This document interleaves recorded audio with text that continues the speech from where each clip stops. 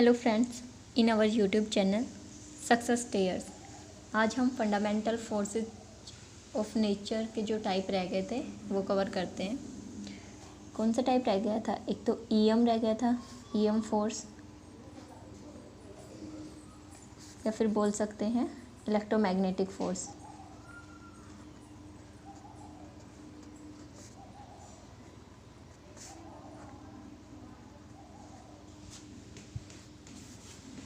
ठीक है, तो सबसे पहले हम इसकी डेफिनेशन देखते हैं। The electromagnetic force between charged, the electromagnetic forces between charged particle। इसका क्या मतलब है? इलेक्ट्रोमैग्नेटिक फोर्स जो है चार्ज पार्टिकल के बीच में एग्जिस्ट करता है। When charge are rest, the force are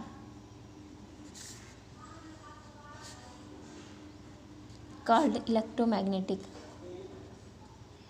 electrostatic।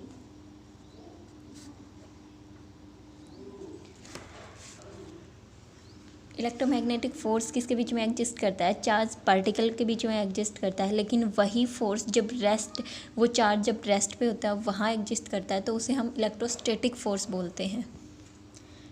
Electromagnetic में हम मेनली कूलम्ब्स फोर्स को पढ़ते हैं, कूलम्ब्स लॉ या फिर कूलम्ब फोर्स ऑफ लॉ।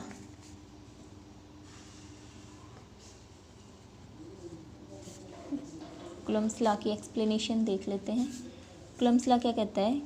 दो बॉडी हैं, एक के पास है चार्ज Q1, एक के पास है चार्ज Q2, इनके बीच की डिस्टेंस है R, तो फोर्स जो है वो प्रोपोर्शनल होगा Q1 Q2, means product of charge. दोनों बॉडी पे जो चार्ज है उनके प्रोडक्ट के प्रोपोर्शनल होगा, और इन्वर्सली प्रोपोर्शनल होगा दोनों चार्ज के बीच की डिस्टेंस के स्क्वायर के। इसको इक्वेशन फर्स्ट मान लेते हैं, इसको इक्वेशन सेकंड मान लेते हैं। दोनों इक्वेशन को जब हम कंबाइन करेंगे तो यहाँ से क्या आ जाएगा? फोर्स प्रोपोर्शनल हो जाएगा दोनों बॉडी के चार्ज के प्रोडक्ट के, और inversely proportional are square, distance के स्क्वायर के। ठीक है, प्रोपोर्शनलिटी कांस्टेंट, प्रोपोर्शनलिटी को हटाएंगे तो यहाँ पे हमें कोई प्रोपोर्शनलिटी कांस्टेंट लेना पड़ेगा, तो हम के ले लेते हैं, Q1 Q2 upon are square. के यहाँ पे क्या है? क्या है? इज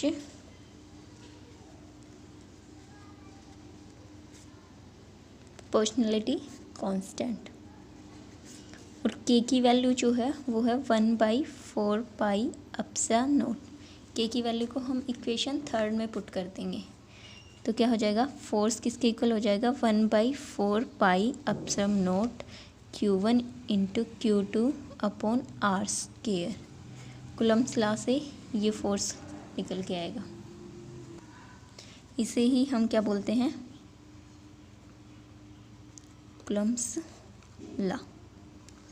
ठीक है, तो ये था हमारा electromagnetic force of fundamental in nature. ठीक है, इसके बाद हमारा एक टाइप और रहता है स्ट्रॉन्ग न्यूक्लियर फोर्स। बार वो देख सकते हैं, स्ट्रॉन्ग न्यूक्लियर फोर्स।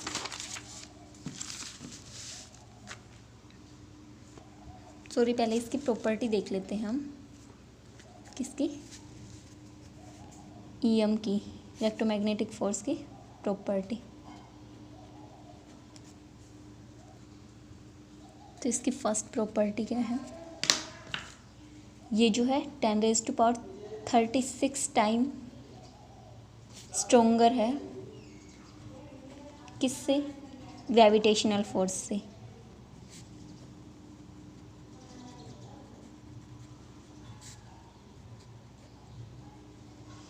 जो वीक न्यूक्लियर फोर्स था वो 10⁻25 टाइम्स स्ट्रोंगर था ग्रेविटेशनल फोर्स से, और इलेक्ट्रोमैग्नेटिक फोर्स जो है वो 10⁻36 टाइम्स स्ट्रोंगर है ग्रेविटेशनल फोर्स से। और इसकी सेकंड प्रॉपर्टी क्या है, ये क्या है, जो इलेक्ट्रोमैग्नेटिक फोर्स है वो रिपल्सिव भी हो सकता है और अट्रैक्टिव भी हो सकता है।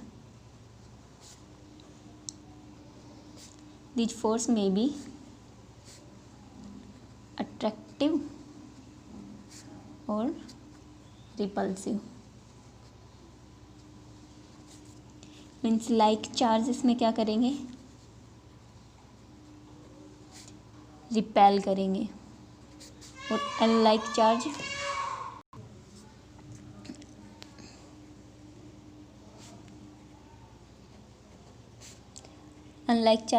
अट्रैक्ट करेंगे। तो क्या है, इलेक्ट्रोमैग्नेटिक फोर्स के पास जो है अट्रैक्टिव और रिपल्सिव प्रॉपर्टी है। मीन्स ये अट्रैक्ट भी करेगा और रिपेल भी करेगा। जब कोई भी दो चार्ज जैसे पॉजिटिव और नेगेटिव चार्ज होंगे, एक बॉडी पे पॉजिटिव चार्ज है, एक पे नेगेटिव चार्ज है, तो ये क्या करेंगे, ये एक दूसरे को अट्रैक्ट करेंगे। लेकिन जब दोनों के पास नेगेटिव चार्ज है तो ये एक दूसरे को रिपेल करेंगे।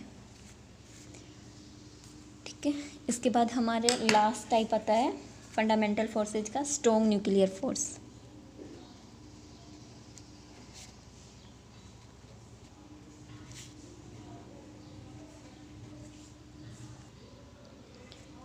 सबसे पहले हम इसकी डेफिनेशन देख लेते हैं। These forces that binds the electron and proton together in A nucleus. क्या कहता है कि इस फोर्स के थ्रू जो है इलेक्ट्रॉन और प्रोटॉन क्या करते हैं, एक दूसरे को अट्रैक्ट करते हैं, किसके अंदर, न्यूक्लियस के अंदर। तो इसकी डेफिनेशन में हम क्या लिखेंगे, these forces that binds the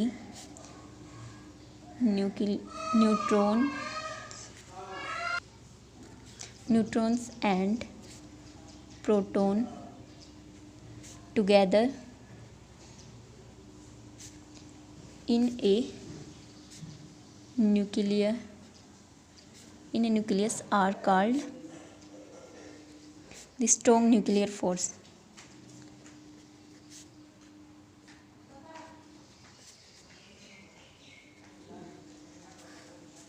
strong nuclear force क्या कहता है कि न्यूट्रॉन और प्रोटॉन क्या करते हैं, एक दूसरे को बाइंड करते हैं, पकड़ के रखते हैं, किसके अंदर, न्यूक्लियस के अंदर।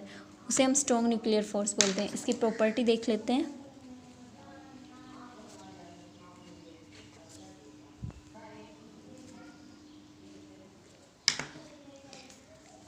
इसकी प्रॉपर्टी क्या है, ये जो है स्ट्रॉन्ग न्यूक्लियर फोर्स है वो 10⁻38 टाइम्स स्ट्रोंगर है ग्रेविटेशनल फोर्स से। 10⁻38 टाइम स्ट्रोंगर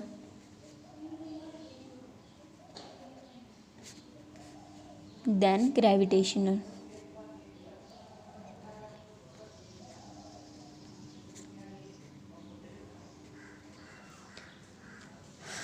ठीक है,